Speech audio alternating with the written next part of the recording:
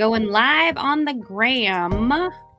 Good morning, everybody. It is Social Surge with Fly and MoVO.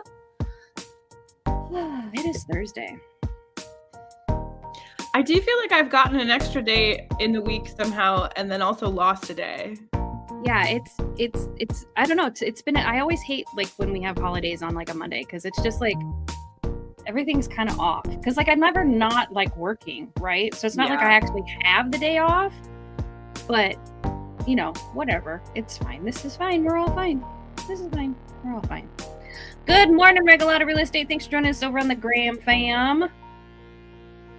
I think I am splotchy. Are you splotchy? I'm not sure. My Wi-Fi thing is low. I can't figure it out. It is Social Surge with Fly and Mo. I am Mo Regalato, and over there is Miss Fly Jamerson. And today we're talking about actually something that I think is important. It's how to make yourself discoverable on an answer engine. So what are answer engines? Well, answer engines are ChatGPT, Claude, GROK, which Claude is technically Anthropic now, Gemini, Perplexity. I was messing around with some Gemini last night because they came out with this new model for image generation called Nano Banana. Yes, Nano Banana. And I've seen some really good work come out of it. And then, of course, what you get out of any of these things will always be dictated by what you put into them. Correct. But I was messing around with it last night and I was thoroughly unimpressed. Really? So what Fly's talking about is literally its name is Nano Banana. Nano Banana. Correct. It's not just a word we're making up. It's not something that I want to put like a bossa nova beat under like doon doon doon doon Nano Banana. Doon doon. Yeah, no, we can totally jam with that. So Gemini released its new AI image generator thingy, the new version of it, right? And so Nano Banana is actually supposed to be a little bit different than the ChatGPT version of image generation. So if you've ever tried to get images to generate in ChatGPT and you don't like something and then you like, please redo the image, it'll give you a completely different image than what you were originally working with. Yeah. And you're like, that's not what I wanted. Like you made it look completely different. I like the original version. Can you fix the original version? And they're like, and chat's like, sure, I can fix it. And then everybody looks drunk. Right.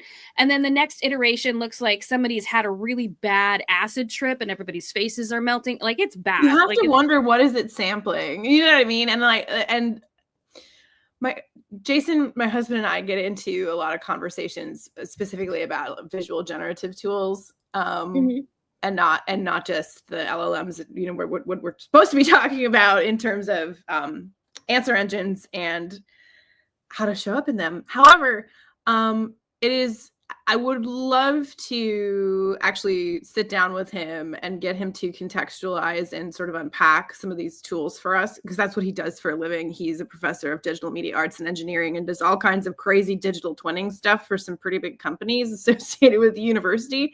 And it's quite sophisticated. I don't understand it, but it is incredibly interesting to think about how these models are actually parsing information and then interpreting them. And then sitting in the middle of that, it's almost like a translator, because you have to use language to prompt it. And so it is the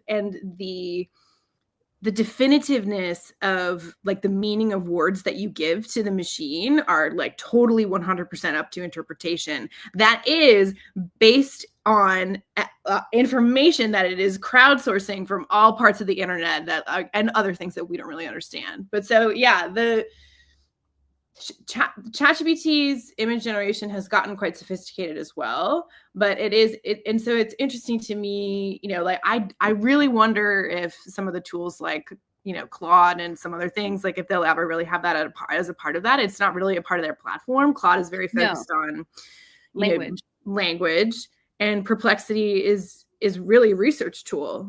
Data, yeah. Yeah. And so I love the way that you summarize and think in minimal words.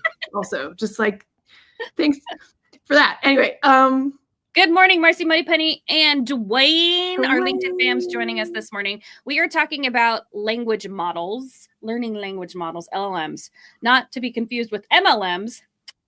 God, but sometimes hey, hey bestie. Hey bestie. Haven't talked to you in a while. Yeah. Would you like to get a vitamin?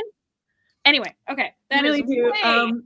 That could be another show in of itself. But so with Nana Banana, which is the Gemini version of this image generation tool, the whole point that it's supposed to be so much better than ChatGPT is that the iteration that you come up with, if you need it to be redone, it's supposed to keep the image. Now, I haven't played with it at all, just because I'm lazy and I haven't played with it, and I'm a creature of habit, and so I'll just use ChatGPT for what I need. I go between Chat and Perplexity. I do. Perplexity does have image generation? No. I'm just saying, like, I'm just a creature of habit. So, like, if I need something, I'll use one or the other, right? I know What the Heck likes using Claude, but for the most part, you know, if I need to do image generation, I will stick with ChatGPT. The other thing that I want to note on that is that Midjourney has, which was the OG. Is the OG, and I think probably still is your best bet when it comes to that, but you have to be very aware of the type of prompt that you're putting into Midjourney. So there's a guy, his name is Ronsley Voss. Ronsley, Ronsley Voss, VAZ. And he's kind of like the grand poobah, granddaddy of ChatGPT prompts. And he has, and I think I still have it, Marcy Moneypenny, Canva. I am not a huge fan of Canva's image prompting. I just, their shit's weird. Like, it's just, it is. It gives a very kind of Lisa Frank process. Yes. Like, well, like, and also like a weird stretched alien at a gas station in New Mexico. Like, it has. Once again, like, how are these models being trained? How are they parsing information? And then, you know, this is actually conspiracy, but it, you know, one thing I think is too, it's like, how most people are using the tool and what they're using to generate it, like, impacting its ability to create certain images, because it's getting feedback. If most people are prompting it in the same way for the same kind of aesthetic outputs, like, it is going to have a larger data set of what works for people and not. And so I think what I do think is interesting potentially around there is, like, you have all of these other tools that are quite sophisticated and naturally are having a larger audience with them. If you have an image tool, people are adding all this stuff inside of their apps and sort of retrofitting it, and it's causing a lot of problems, which is a different conversation. But yeah, it's like, if not a lot of people are using it, it is definitely not going to increase in quality at a rate in which you would like it. But so Nana Banana, my experience of it, I was unimpressed based on the claims that I had seen being made about how impressive it was.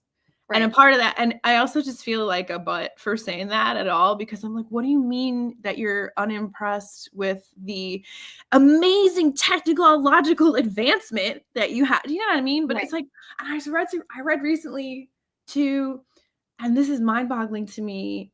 ChatGPT was originally released in November of 2022. It's only been, it's barely been 3 years. I mean, it's insanity. Yep. Right. So when I mentioned Ronsley Voss, you can actually find him on YouTube. He has his own Discord group. I believe he also has a school group.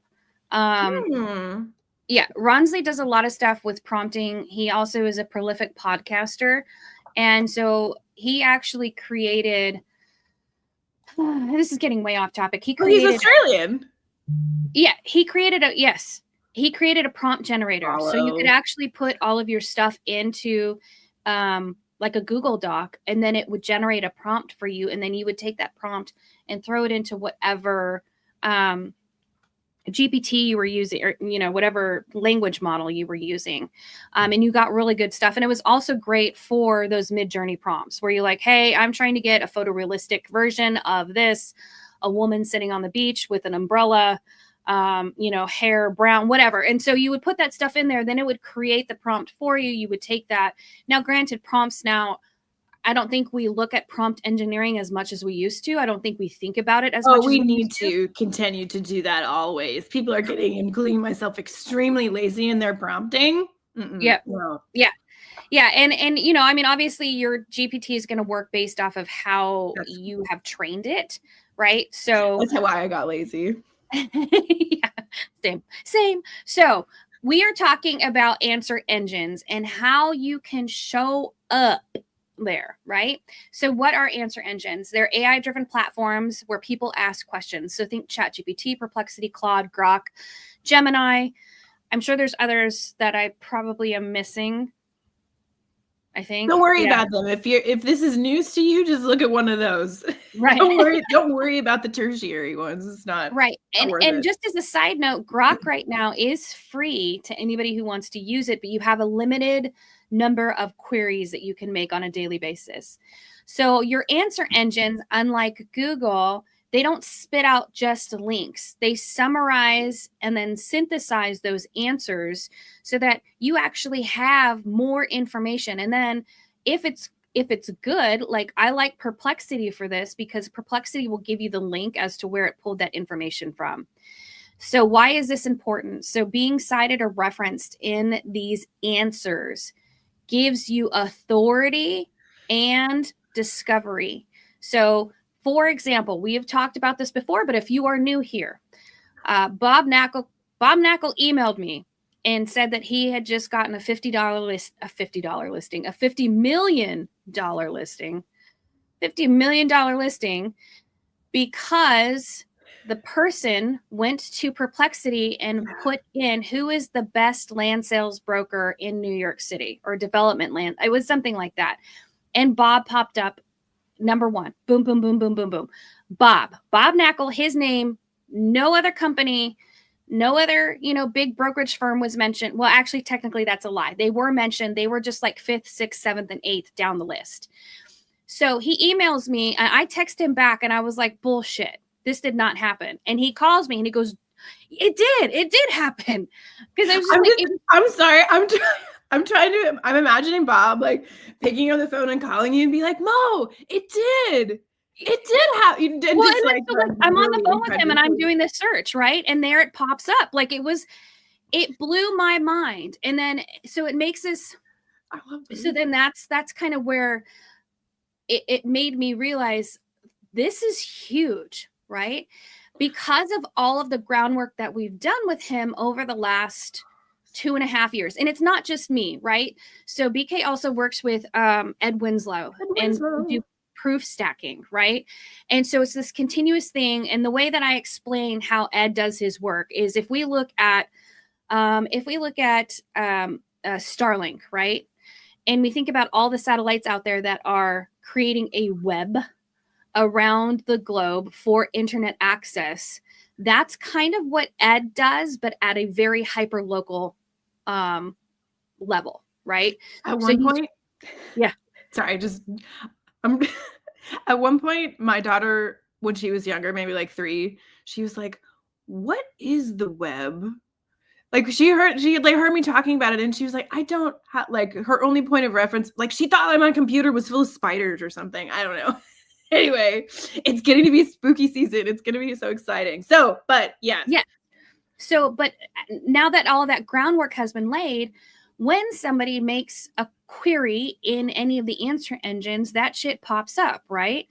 So how are you going to get discovered? And what is the difference between SEO and AEO? And there is a difference. So SEO is optimizing for search engines. Think Google, think Bing, think... What else is there? Yahoo in the day. Ask Jeeves in the day. Man, I miss Jeeves. Ask Jeeves. Jeeves, like maybe Jeeves was the first AI. I think Jeeves was the first search engine. Well, I'm pretty sure that's true, but I was just trying to make a joke about personifying our robots. Yes. The one thing that is interesting to see is how Google, for example, has integrated its AI into its search engine, right? And so we're having these, also we're seeing, so search engine, just to complete your thought, like is going to those platforms, and it's like, it's almost like a directory. It's a directory. It's not responsive, right? And then there's ways that you can engineer and rank to show up higher in the directory. One of those is including paid placement to be sponsored at the top, right? So it's so there's a very specific way that we found out and learned and practiced as an industry to rank inside of, those search engines, specifically using things like keywords, links, like a whole bunch of kind of stuff, like on the back end. Right.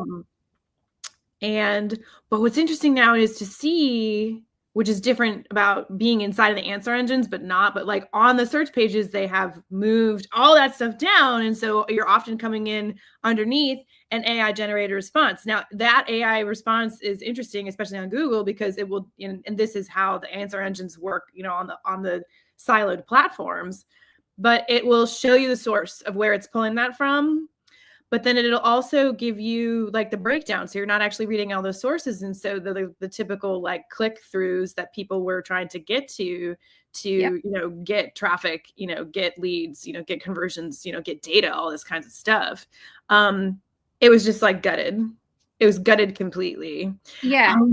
And Gemini, or the AI on the top of the Google page, is also, of all of the AI platforms, is notoriously like so bad at hallucinating. like I've seen, it is so bad that it's a meme. Like people will post the picture, the snap like shots of the answers that they're getting, where it'll be like 2 and 2 does not equal 4. And this is why. And then it'll do the math and like have some random thing in there that has nothing to do with the actual question. And then it'll be, oh yeah, so that means that 2 and 2 is 4. And I'm just like, how are you disagreeing and then agreeing in the same thought? It's not great. But it's like talking with a toddler. You want to know what I saw? This was really something smart I saw, was that somebody was like, why are we giving all of the AIs a bad time about hallucinating? Because human intelligence will regularly say things that they think are true and are totally actually false, based on their understanding of the knowledge and their need to like articulate and be, say something, right? But so I think actually, yes, like a toddler, 100%. I'll have to tell you about the time that Hector's For You page on TikTok was stuck on flat earthers, because he watched one video and he was like sitting there giggling over it was like a whole thing. And then every single video on TikTok that he was getting like was about the flat earth, and he was just dying. One video. One time, singular. Only did one time. It was the best. I liked, saved, and shared to people an advertisement for like a fragrance brand on Instagram. And immediately after having done that, it was like somebody flipped a switch. My For You feed and all the suggested stuff and all the ads were fragrance, all of it. And all it took was one click. And then I like went and unsent the message from all the people and I was just, all I wanted to send it to people for was because I was like, this is a really, really good advertisement. Right? And it was really good. And then it blew it apart. And I texted everyone. I was like, do not click on this. Yes. I think I was one of those people. I was like, abort, don't look at it.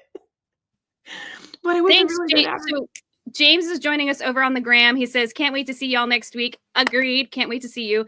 Your podcast episode on Commercially Speaking was fire. If you guys don't know what he's talking about, we were on the Commercially Speaking podcast with Bo and Timmy Barron. And which I watched in full last night. It was a good episode. We had fun.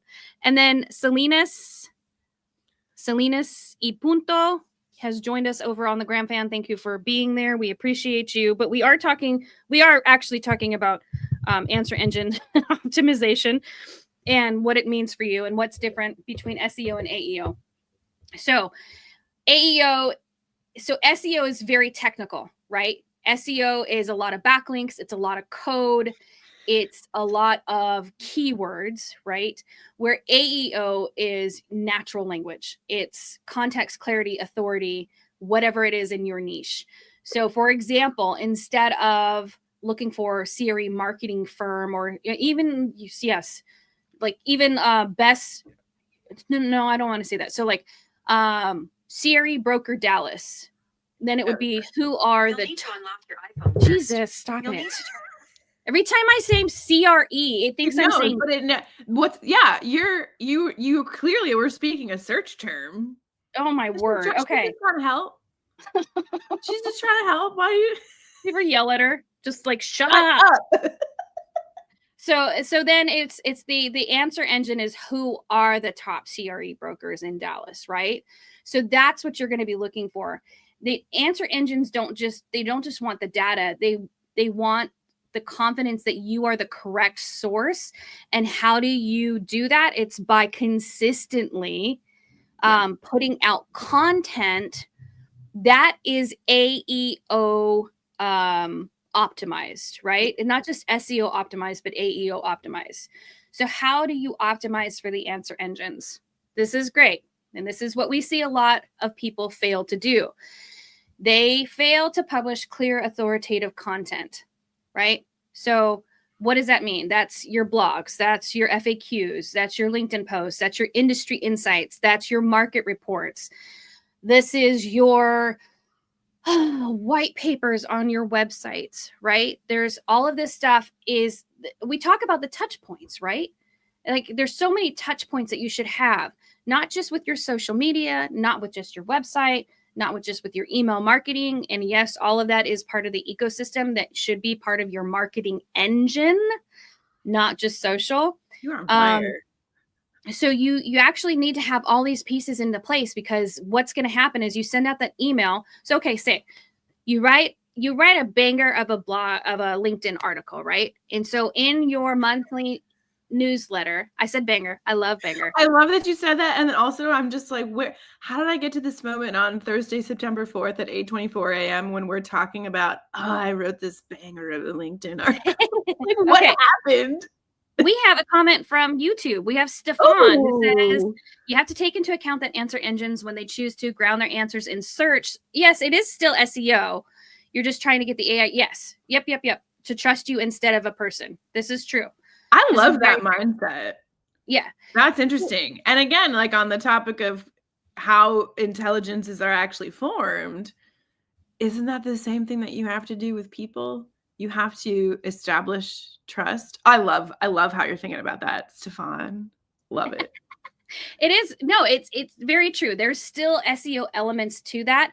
But I think what we're specifically talking about is that we want our clients and we want our people to show up in the answer engines versus, say, a company. So like yesterday I did a search for a prospect that I'm talking to. I put in like top broker in his area in Perplexity, and it did not bring up any one individual person. It brought up companies. Now the company he works for, it brought the company up, but it did not bring up his name. So then when I did a search for his name, then it started bringing up information about him, which was actually really cool, because it was a lot of stuff that I was like, why haven't you put this out on social yet? And he's just like, that's why I'm talking to you. That's why I'm talking to you. I love that. So I mean, it's a matter of getting those answer engines to actually pull the people up that we want them to pull up. So you have to claim your niche as well. So answer engines like specialist. So you need to own your corner of commercial real estate. And this is why we talk about, like, if you're going to be a generalist, that's fine. That's absolutely fine. But you need to start creating authoritative content based on what you do, right? You know, who is the top broker of commercial real estate in Kentucky, right?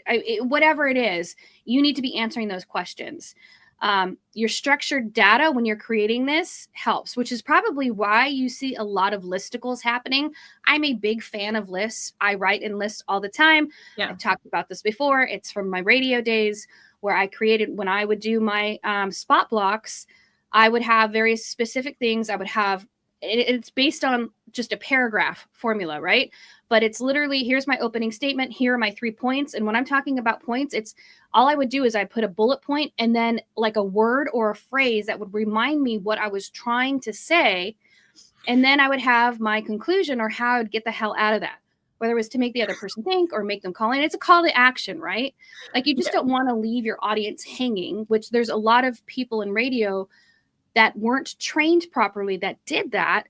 And it would leave you wanting, right? So you'd get out of that conversation with them, which they're talking to a microphone, but you think they're talking to you. And you're like, where's the punchline? Like there should have been. Oh gosh, if it doesn't, like, sometimes I really appreciate a post or something that like just like ends, because sometimes you, like the what's left unsaid is very powerful. However, yeah, like if you don't land it, I see this a lot. I see it in video. I see it a lot. Like that, just it's a really good landing can make or break the efficacy of what you're putting out there. That's it. That's all. Absolutely. No notes. That was beautiful. Consistency also builds trust, right? So this is why we talk about being consistent, whether it's blog posting, whether it is creating content for social, whatever it is that you're doing, that consistency is going to build trust, and it's just going to continuously go. I think there's an underutilized aspect of Google that not enough people are using, which is Google professional profiles. You should be posting to it at least once a month. Giving a talk about this. Yeah. We're doing so Dre Campbell, Dr. Dre Campbell. I actually think what I'm going to do is for our PowerPoint, I'm going to put like a big head of him and then his little body and then some chains wrapped around him. So Dr. Dre. Yeah, Dre, you need to show up like that in person, actually. There's a Best Dress Award on the line. We are going to be talking about that at CREI Summit, which is happening in 6 days now. And we will be in Palm Desert. I know. Crazy. So, but that's another part of your SEO, your AEO is, are you consistently posting to that professional profile? Should you be doing it? Absolutely. How do you do it? Well, you're going to either have to find a platform that actually posts to it automatically when you create content, or you're going to have to go in there and post to it natively. So that's totally up to you, but it is something that you should be doing so that when people do search you on the Googlenator, you'll actually pull up on the right-hand side of the screen and your business will be there and it'll be consistent, that you're posting consistently. So I just want to flag Googlenator. Yeah. That's an amazing word. But okay, so to highlight something that is applicable to all of the conversations we're having on Social Surge is that you need to understand where people are already looking and go there, right? So it's like when we talk about, okay, are you going to go on TikTok? Why are you going to do that if your prospects are not on there? I'm not saying they're not on there, but like, if you're one of the fastest ways for you to get in front of the people that you're trying to get in front of is to understand where they are actually looking.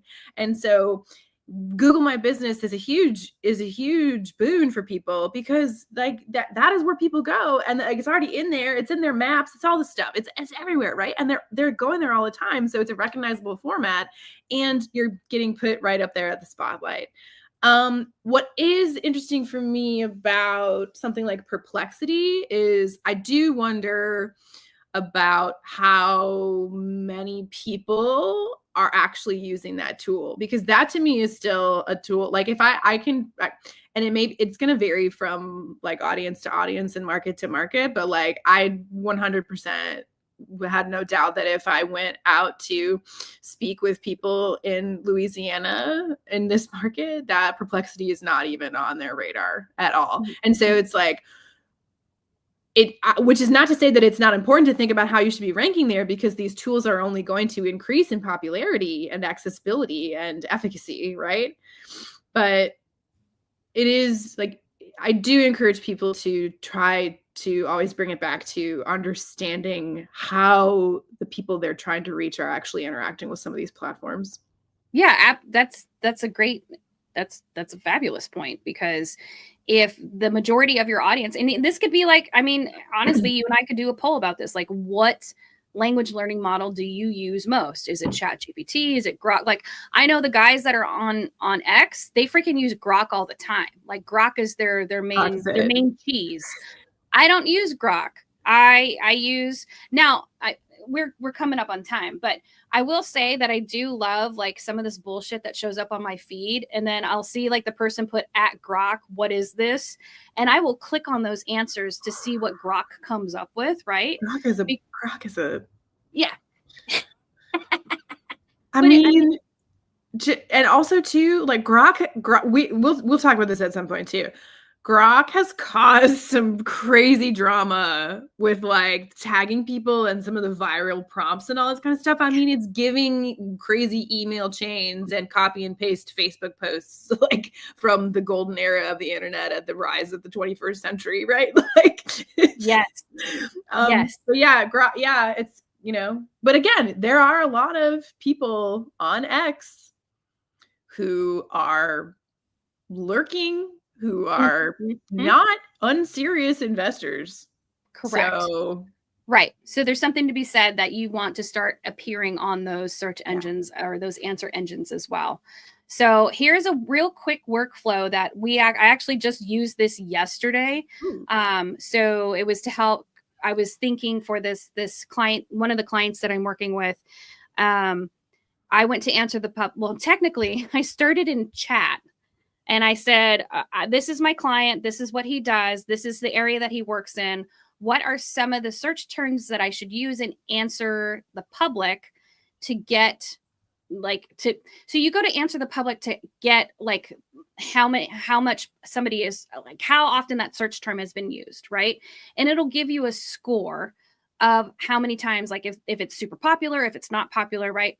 So I went and I did that, and I put those in answer the public. And then, which by the way, answer the public is, you do get some free queries, but right now they have like a lifetime deal for $111 lifetime. And I think you get 100 queries a day, which is great because I don't use it all the time. But I was like, hell yeah, I'll pay $111 for this. Yeah, and I don't think Neil Patel is going anywhere. I think he's going to be around for a while. He's going to be around for a while. Yeah. So then I went to answer the public. I got those things. And then I took that information, because you can actually download it into a CSV. And then I uploaded that back into chat. Yes. And I started building content around those search terms. And I ended up getting like 20 pieces of content. But the other thing that I was doing too is I was actually like if chat prompted me to say, would you like me to build like a downloadable PDF with some of these items? And I was like, hell yeah, why not? Sometimes chat will actually offer something very helpful like that. And I'm like, oh my gosh, I didn't know I needed that. I do think, like, I feel like, what service? You know what I mean? Like again, harken back to Jeeves. Thank you, sir. But also sometimes it'll be like, do you want me to break these down into like different pie charts about and it'll be like, I was asking it about toothpaste for my kid. And I was like, I don't need that, sir. Thanks. Like, it's just cute. It's trying to be helpful. Anyway, go on. Super helpful. But that's the thing, is that that wouldn't have been something that I would have thought of. But I'm like, hey, if we're trying to drive traffic to the website, we are going to need downloads, or we are going to need something of value for what this client's value proposition is, as how they would get into their sales funnel, right? Or their marketing funnel. Yeah, hell yeah, that's perfect. And then I can take that and I can send that that very basic download idea to my VA and say, hey, can you make this look pretty? And of course she'll be like, yeah, sure, I can do that for you. And so then quickly, which is boom. They're amazing. So that's how, like, if you need help with the workflow, you don't understand how to use the language learning models, you want the answer engines to start picking you up, go to answer the public, get that taken care of those search terms, then go back to chat or Perplexity or whatever it is that you're going to use and see how the answers get generated. And then you're going to build content based on those queries. Why based on the queries? Because that's what people are asking And if you are answering the questions that the people are asking, you're going to pop up faster than anybody else. That's it. We got to go, lady. It's we've been talking a lot. I know, and I have additional thoughts, but I will table them. But we also will not be airing next week. What? Wait, when are you flying in? Tuesday. We can probably do it Tuesday morning. Is that too stressful for you?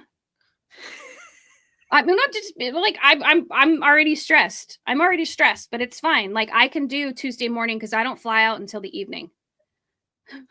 Usually we save this for the after chat. We do, but I mean, we're having the question right now because we need to let people know. We need to let people know. Call it. I need a break.